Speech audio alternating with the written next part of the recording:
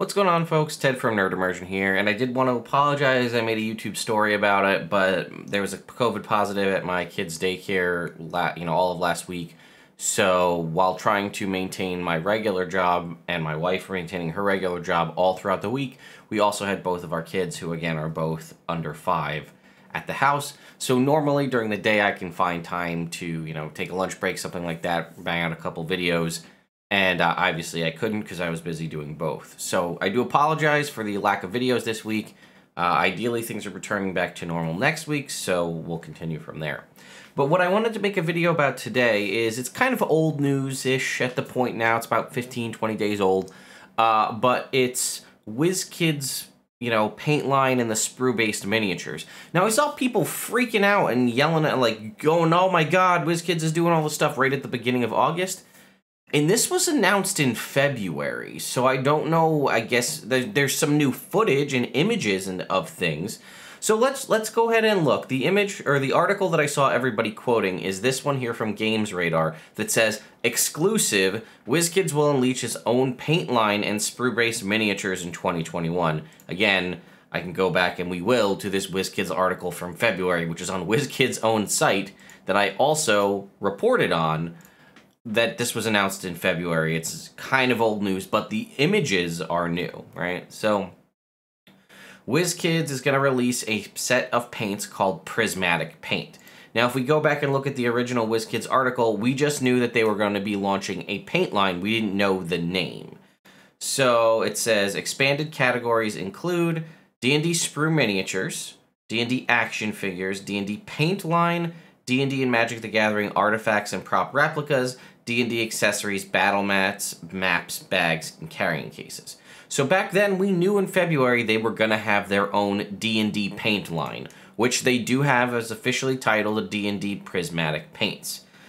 So, that's awesome, right? More paint in the market. Now, everybody probably has their favorite paint line, whether it be Citadel Paints, Reaper, Vallejo, Apple Barrel paints from Walmart, or whatever the case may be. Everybody has a paint line that they like. More competition in the market is always a good thing, because that's going to give us more options, and it might also have to shake up the existing paint line folks out there if this is really a knockout, standout product. Me personally, I like the Reaper line of minis, but I do have a lot of Wizkids unpainted minis as well, and I'm not saying that these paints will be... You don't have to do that, by the way, right? If you buy Wizkids paints, you don't have to buy Wizkids miniatures. It should work either way, but maybe there's something that will help them work together. I don't know, right? So it says, it's created in partnership with Vallejo. So there you go, right? 60 paints will be making their way to stores at the end of this year for an undisclosed but apparently affordable price. Again, take that with a grain of salt. They will be available individually in pots with dipper lid or dropper lids, or via 2-box sets. One known as the starter case includes 30 basic colors, which is great. That's a very good entry-level thing, right? The second is an intermediate bundle with 30 more complex effects. That's great. That's fantastic. I will probably buy these just to expand my current group of paints that I have.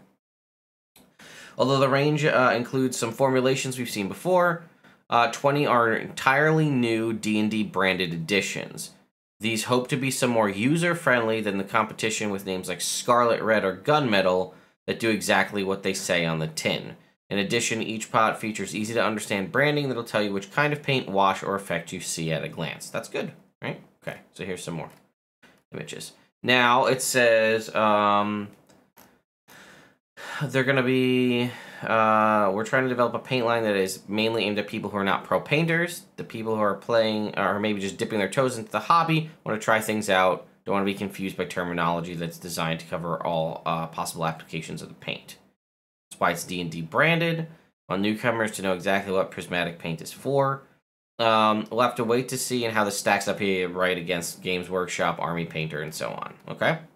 Unless you've dabbled in model-making sites or converting something in figure surgery, like Sid from Toy Story, right? If you're doing kit bashing, is what that's called, mixing pieces, right? They're talking about they've been working with on their frameworks set. Now, that again, that is the Sprue Miniatures that we talked about, that we didn't know what they were called, but they are now D&D frameworks. Right, so what these are is they are miniatures. I don't think I have any Sprue Minis in the room, but basically they come on, there's like plastic frames essentially with all the little pieces, and you kind of twist and break them out or cut them, however you want to do it, and then you have different options, right? So if you've ever bought like a high-end model or action figure, you know, they have like removable heads or removable hands. Now it's kind of similar to that, although they're usually not removable. You pick which setup you want, and you kind of glue it together, right? So, it says, want to add a creepy, totally would murder you in your sleep gingerbread man from the Night Hag set? Go ahead, sorry. Feature minis with a variety of head, weapon, and accessory options that can be mixed and matched, right? That's the benefit of a Sprue miniature, rather than a pre-painted or an unpainted, which is just typically what you get unless you go above and beyond and do the work yourself. This is something of a departure from the company, as Wizkids Miniatures are known for their one-size-fits-all, you know, blister pack style random miniatures. Frameworks can be tailored into something much more unique because of the emphasis on individuality in D&D. This makes sense. As always, these miniatures will be released in waves, arrive every 5 months or so. Along the way, we'll have batches until the second batch for a dragon. The first set is headlined by favorites such as clerics, beholders, and halfling bards. The latter is a particularly good example in terms of variety. We'll show you. There's a bunch of options, right? Multicolor kits are just as multi-model kits are just as intriguing, if not more so. Of all the renders we saw, this is what excites me the most: bulk D&D miniatures. All right, so there's some pictures here. So here is, I think this is this Baylor? Yeah, maybe a Pit Fiend. I always get them mixed up in my head. I think it's Baylor. But you can see this is a colored image render here, and my camera's kind of blocking some of it. But see this, how he's got like a whip here, and there's this fire, and there's these, you know, all the horns and bits and like that. So all of these pieces that you see here, you will then, you know, they'll come in in a box that you will glue them all together to get this final product. Now this is the more traditional Sprue miniature. So this is an image of a cleric maybe, or a paladin.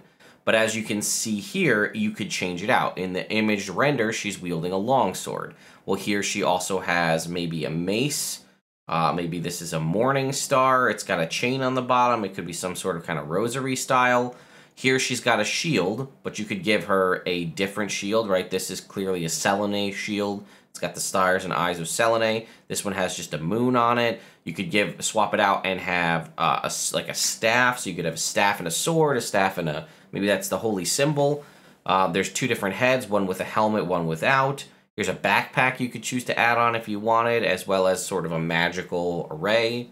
And you'll see this as we kind of go through. Same thing with the beholder, right? You can have different style eye stalks and mouths, right? We know that beholders can have different designs of eye stalks, whether they be more tentacle-like, articulated like an insect, or something like that. We have a variety of different options, and you can see that here. Same thing here is maybe a warlock, I'm guessing, right? But you can see here he's got this sort of staff that he's holding, but in this hand he could be summoning a demon or a what is that? I don't know, summoning some form of creature. Here he's got the hat on. Here he doesn't. This hand he's got this, or maybe like hexblade style sword, or maybe it's just a dagger, or whatever kind of holy symbol this is, or not holy symbol, but you know what I mean. We can keep going. Here's our dwarven maybe fighter or cleric. She could be hoisting hoisting a flagon of ale. She could be stern. She could be angry. She could have a warhammer or maybe a mace. Different shield options.